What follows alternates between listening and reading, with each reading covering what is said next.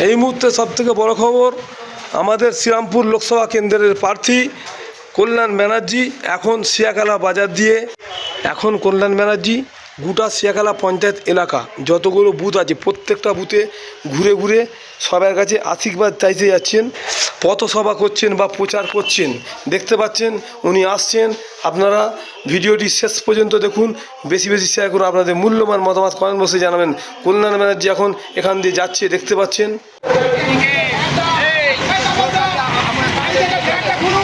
এই মুহূর্তে কল্যাণ ব্যানার্জি ঠিক শিয়াখালা চৌমাথার ওপর দিয়ে ৩১ নম্বর রোড ধরে ফুরফুরার দিক দিয়ে গিয়ে করতে পারে। ধাপ্পাবাজের নাম হচ্ছে নরেন্দ্র মোদী। এই নরেন্দ্র মোদীকে হটাতে হবে। নরেন্দ্র মোদী ধর্মে ধর্মে লড়াই লাগিয়ে দিয়েছে। নরেন্দ্র মোদী জিনিসের দাম বাড়িয়ে দিয়েছে, মানুষের কণ্ঠ দিয়েছে, বিরোধীদের কণ্ঠ রোধ করে দিয়েছে, ভারতবর্ষের সবকিছু বেঁচে দিয়েছে, ব্যাংক বেঁচে দিয়েছে, এয়ারপোর্ট বেঁচে দিয়েছে। মোদীর মতো ধাপ্পাবাজ, নরেন্দ্র মোদীর মতো একটা মিথ্যে কথা বলা লোক ভারতবর্ষে আগে কখনো আসেনি।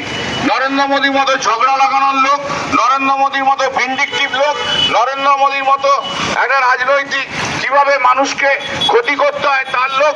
নরেন্দ্র মোদী শুধু নিজের কথা জানে আর নিজের দলের কথাগুলো যা লোকের উন্নতি করে, আর কিচ্ছু করে না। ভারতবর্ষ থেকে নরেন্দ্র মোদীকে হটাতে হবে। আপনারা তিনবার জিতিয়েছেন, তিনবার কাজ করেছি, আগামী দিনেও কাজ করব। ভারতবর্ষের নরেন্দ্র মোদীর বিরুদ্ধে প্রতিবাদী একজন, যে নরেন্দ্র আমি পার্লামেন্টে বলতে পারি, আমি থাকলেই নরেন্দ্র মোদী নার্ভাস হয়ে যায়, তিনবার হাত ধরে বলে চুপ করুন বলে। নরেন্দ্র মোদী সবচেয়ে ধাপ্পাবাজ লোক, নরেন্দ্র মোদী সবচেয়ে মিথ্যে কথা বলার লোক, নরেন্দ্র মোদী একদম ধাপ্পাবাজ বলার লোক, শুধু মিথ্যে কথা বলে, শুধু মিথ্যে কথাতে হবে ওকে।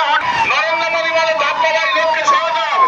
নরেন্দ্র মোদী কারো কিছু দেয়নি, সব শুধু ফালতু কথাবার্তা। 2 কোটি করে চাকরি, একটা চাকরি শিয়াখালাতে দেয়নি, কিচ্ছু করেনি। একটা ধাপ্পাবাজ, একদম ধাপ্পাবাজ লোক নরেন্দ্র মোদী। একদম দেশে শুধু অভিনয় করে চালিয়ে গেল, মুখে চন্দন, কখনো মুখে পাউডার, কখনো মুখে কোপ লাগিয়ে চলে গেল। এই লোকটাকে বাদ দিতে হবে। এই লোকটা বাদ না গেলে ভারতবর্ষের উন্নয়ন হবে না। তাই আগামী দিনে আপনারা যেমন জয় হিন্দ বন্দে মাতরম হিসেবে আসছে দিন, সেই লড়াইয়ের মুখ, প্রতিবাদের কণ্ঠস্বর লোকসভায় কল্যাণ ব্যানার্জিকে আবারও ঘাটের ওপর জোড়া ফুল চিহ্নে ভোট দিয়ে বিপুল ভোটে জয়যুক্ত করুন। এই দিন মমতা বন্দ্যোপাধ্যায় বিশ্বাস থেকে আবারও লোকসভায় পৌঁছে দিন, সেই প্রতিবাদের